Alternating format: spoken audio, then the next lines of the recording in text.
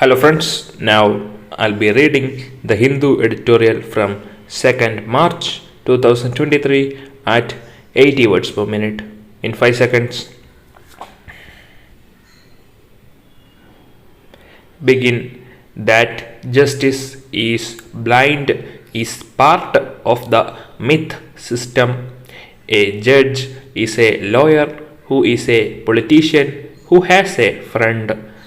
Judge Paul Leahy once told his clerk Floyd Abrams in India the episode of the Collegium's recommendation of Justice L.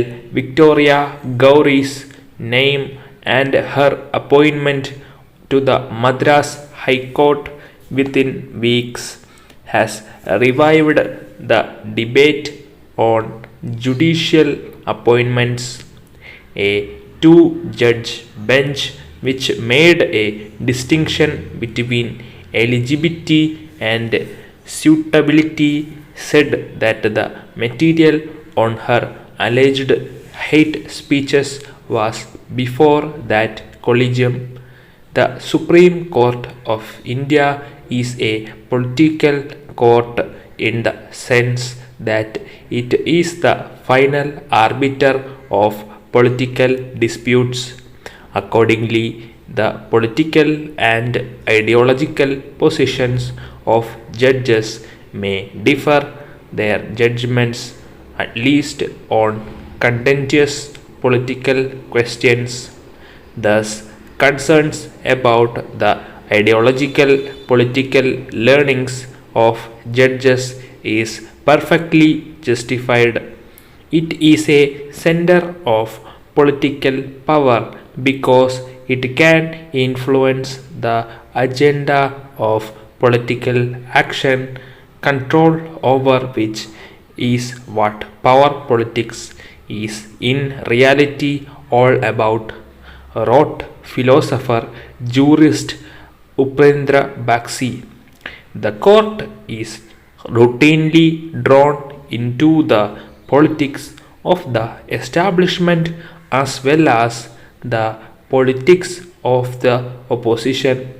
In other words, whether justice of the court like it or not, understand it or not, care about it or not, the plain fact remains that the court can be used for purely party political ends in certain situations beyond the control of the court. Any number of examples can be cited. The Hindutva judgment was a big boost and legitimized the Bharatiya Janata Party ideological position. So, to ADM Jabalpur to the Indira Gandhi government, S.R. Bommai that had upheld the dismissal of the BJP governments in Madhya Pradesh, Rajasthan and Himachal Pradesh after the demolition of the Babri Masjid on the ground of secularism as the basic structure was a big victory for the Congress. The Rafael verdict in 2018 which came before the general election in 2019 was a big political boost for the Narendra Modi government. The final judgment in the Ayodhya case too had huge political significance.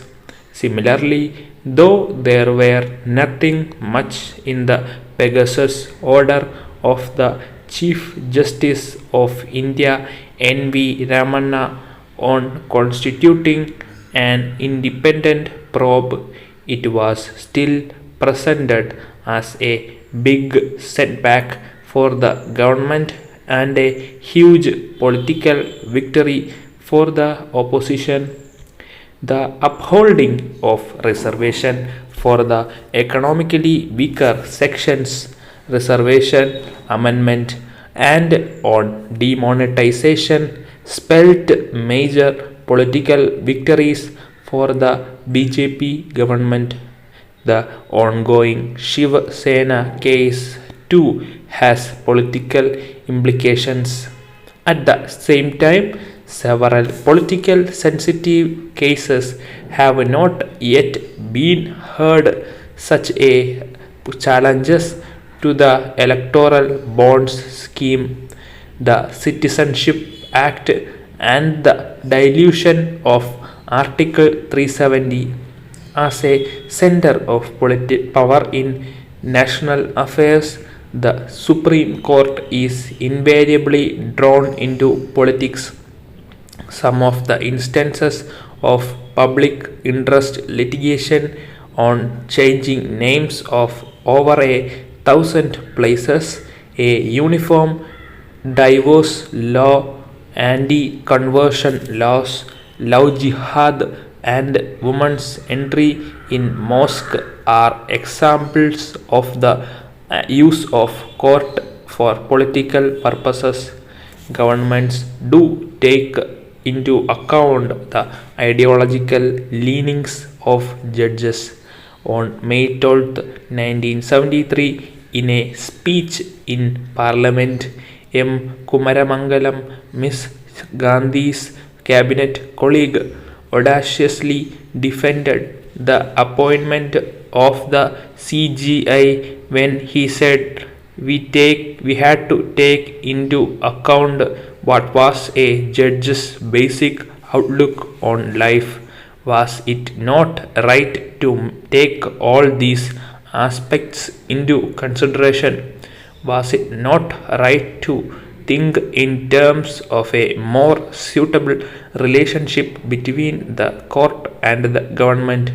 In appointing a person as Chief Justice, I think we have to take into consideration his basic outlook, his attitude to life, and his politics. There were judges with left, centrist, and right ideological leanings. The left leading Justice V.R. Krishna Iyer was a minister in the communist government in Kerala. Justice Baharul Islam was an elected member of the Rajya Sabha representing the Congress. He was first appointed as Guwahati High Court judge, and in a rare decision after superannuation was appointed as Supreme Court judge by the Indira Gandhi government. The CGI Subbarao was the opposition candidate in a presidential election. Justice Guman Mal had rightist leanings as subsequently thrice won the Lok Sabha election on the BJP ticket. Justice K.S. Hedge even became Speaker in the Janata government. Justice Vijay Bahuguna was Chief Minister of Uttarakhand. Every government would want judges who are likely to decide cases in their favor. This was very much the norm even under Congress rule. Justice M.H. Big, for instance, was appointed on the directions of Prime Minister Indira Gandhi, overruling CJI Sikri's opposition. Justice D.J. Palekar was appointed because of his close proximity with the then Law Minister H.R. Gokhale. Justice S.N. Dwivedi was related to H.N. Bahuguna. Stop. Join the Telegram group in the comment section for the PDF. Thank you.